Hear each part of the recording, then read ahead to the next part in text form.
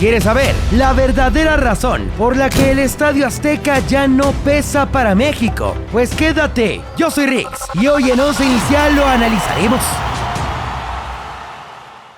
En la previa de los primeros compromisos de la selección mexicana para este 2022, Héctor Herrera habló en conferencia de prensa y en ella sentenció que aunque el Estadio Azteca es un inmueble que impone, el ambiente que se vive en él no pone a temblar a los rivales, algo que según el mediocampista de 31 años contrasta con la hostilidad que se respira cuando el tricolor visita canchas como la de Honduras o El Salvador. Pero ¿en verdad esto es culpa de la afición?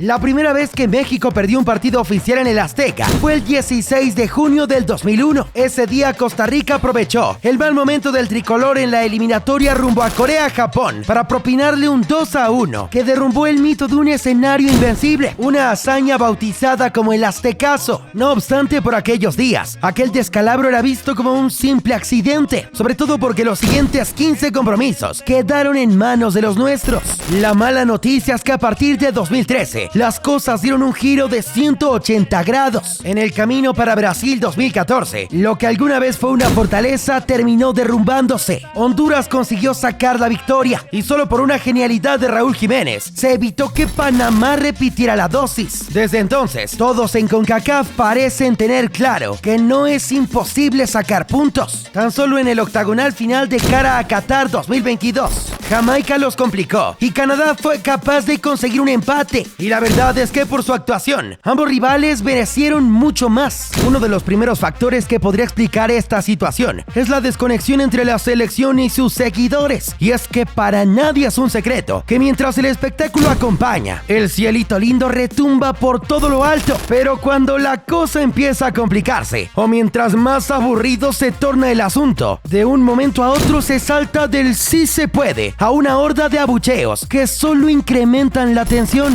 Lo peor del caso es que algunas veces el enojo de los fanáticos los ha llevado hasta el punto de voltearse de bando. Además, en los últimos años, las constantes sanciones de la FIFA por el famoso grito homofóbico solo han empoderado al sector más radical de la afición, pues ahora saben que con solo un par de palabras son capaces de influir en el desarrollo del partido, algo que termina provocando encuentros a puerta cerrada, lo cual borra por completo cualquier opción de ver a ese jugador número 12 al que tanto énfasis le puso HH. Pero aunque esto puede ser importante, todavía hay algo detrás que podría ser la verdadera razón por la que el Azteca dejó de pesar. Bien dicen por ahí que en la guerra, en el amor y en el fútbol todo se vale, más todavía cuando lo que está en juego es la clasificación a una Copa del Mundo. Por esa razón, en todos los rincones del orbe se suele sacar cualquier tipo de ventaja. En ese sentido, en CONCACAF prácticamente todos los combinados aprovechan situaciones climáticas o hasta demográficas. Honduras y El Salvador pactan sus partidos como locales en un horario que vuelve insoportable la humedad de Centroamérica, en contraste con Canadá, que usa escenarios como el Estadio de la Mancomunidad, ubicado en Edmonton, que obliga a los visitantes a hacerle frente a un terreno extremo, lleno de nieve, con temperaturas bajo cero. Y Estados Unidos, por lo menos cuando se enfrenta ante el Tri, hace todo un análisis regional para determinar dónde hay menor presencia de migrantes, y así poder garantizar una mayoría de sus fanáticos en la tribuna. Ese es el porqué por varios años hicieron de Columbus un búnker, y también del porqué para este octagonal decidieron mudarse a Cincinnati.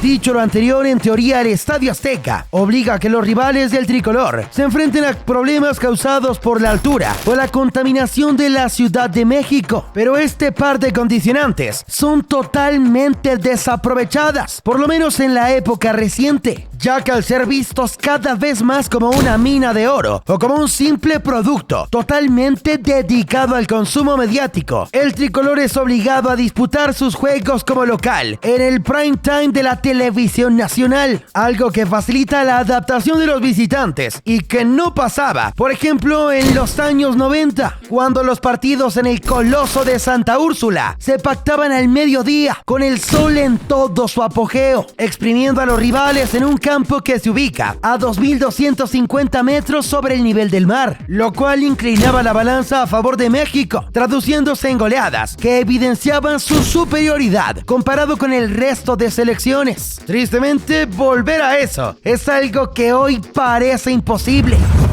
Por otro lado, si hay una excusa válida y que no podemos dejar de mencionar, es que justo en los 90, la selección mexicana tenía entre sus filas a una inmensa mayoría de elementos que militaban en clubes de la Liga MX. De hecho, los que habían conseguido saltar a Europa eran casos aislados que podían contarse con los dedos de una mano, así que fácilmente se podía sacar provecho de los factores antes mencionados. Pero hoy en día, aunque desgraciadamente todavía no podemos hablar del mexicano en el viejo continente como algo común, cada vez son más los que prueban suerte, y una de las pocas consecuencias es justo que al volver a casa sufren la adaptación como cualquier otro visitante. No obstante, así como cuestionamos el negocio que obliga a agendar encuentros en horarios televisivos, también hay que señalar que los 11 jugadores que saltan al campo son los únicos capaces de influir en los resultados, y por lo menos en 2 de los últimos 3 procesos, varios han dejado mucho que desear, convirtiéndose en responsables del por qué la localía no pesa como antes. En conclusión,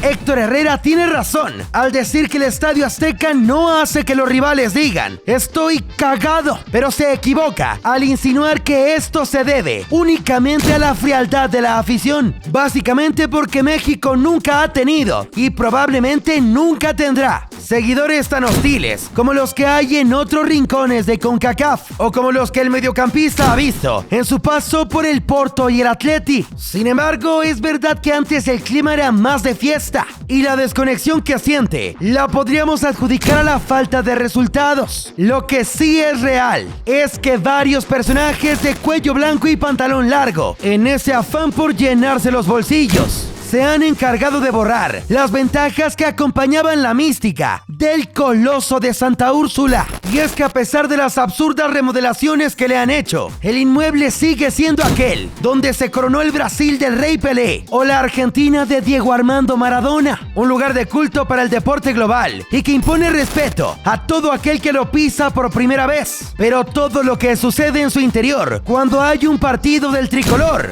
ya no depende de él ni de sus tribunas.